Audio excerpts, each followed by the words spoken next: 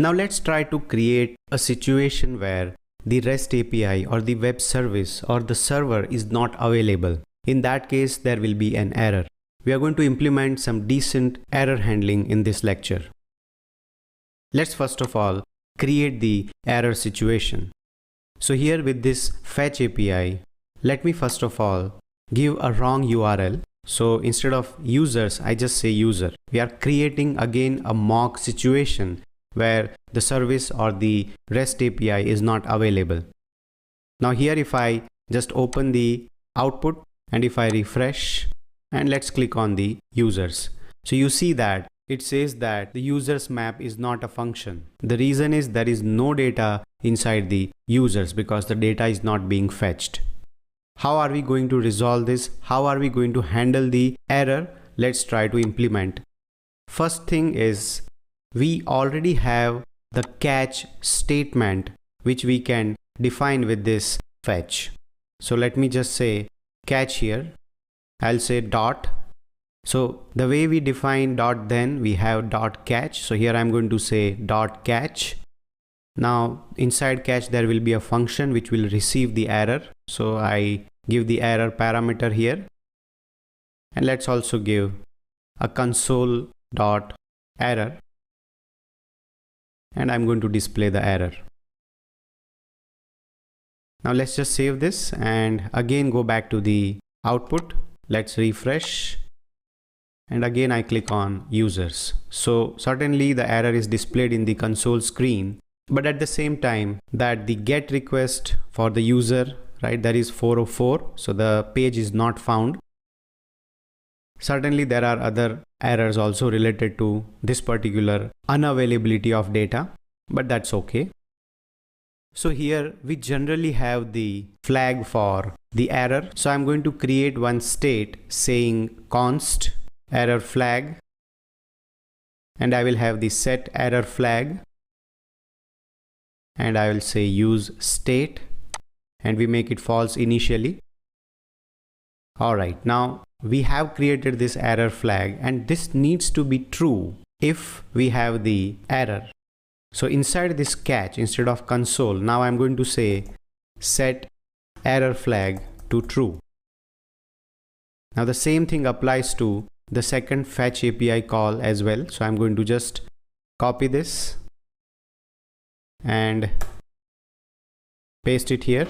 All right, so now we have the catch statement for both the fetch API calls, and of course we set the error flag to true.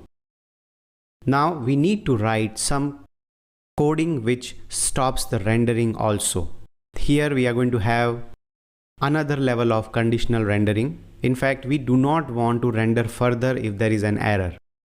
So I'm going to write here before the return, I'll say if error flag, that means if it is true, then I'm going to return an error component. Certainly I can display a message here, but we normally see that we have proper error component. So I'm going to create an error component in a moment, but let me just say error.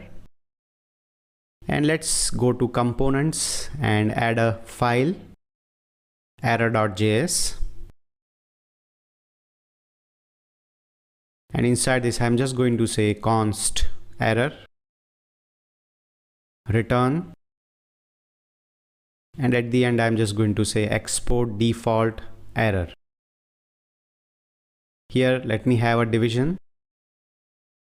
We'll create a class called error later on. Let's have an h1 saying 404 and an h3 saying a message, that is page not found. Let's save this and let's go back to app.js and let's also import this. So I'll say import error from the error. Let's go to app.css and we create the error class. I'll just say dot error. We give some border, 1 pixel solid, let's say blue. Let's give some background color, gray. For color, we'll set it to white. We'll keep the width 100%.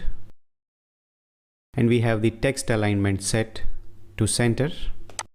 Let's just save this. I'm just checking once again that we have the correct or incorrect URL. So here in the to-dos we have the correct one, and inside the users we have incorrect URL. So there we should see the error component. Let's just save this and go back to the output to check how does it behave. I'll just refresh. At the moment there is no issue. Let me click on to-dos first so we get the data. And I click here on the users. So you see that in spite of using catch, we are unable to handle the error. The reason is that the fetch API returns HTTP error codes, but does not throw the error as real error. If we were using Axios, then it would have handled this situation. So here React tries to render the user's data which is actually not there, and that's why it is giving this error that users.map is not a function. Now to handle this, we will use the response object with a status and throw an error programmatically. So let me just go to the code now. Here in the response, now I'm going to create a function. I will just cut this response.json at the moment. Now here I say if response.ok, which is a status returned by the fetch API, then inside this I will say return response.json, and the else part I'm going to say throw new error, because as I mentioned, otherwise it will not throw the error. So here I'll say throw new error, and you pass whatever message you want to. Now let's just save this and we check the output. Let's just refresh it once again. Now let's click on to-dos and we have the data. Let's click on users and it says that the page is not found. So now this is how you deal with the error handling. The important point here is that even though you put a catch with fetch API, you do take care that you have this validation and then you manually raise the error. So that's how you handle the errors with the fetch API. Alright, so now the question is, how will you handle the errors with HTTP calls and that too with fetch API? So here you must mention about it that when you write the catch, you do have to take care that in spite of writing the catch, you must make sure that you check with the response.ok, because the fetch API will get the HTTP error codes, but that is not your JavaScript error generated. So you have to generate the error like this, and this is the way you can handle the errors inside your HTTP calls with fetch API.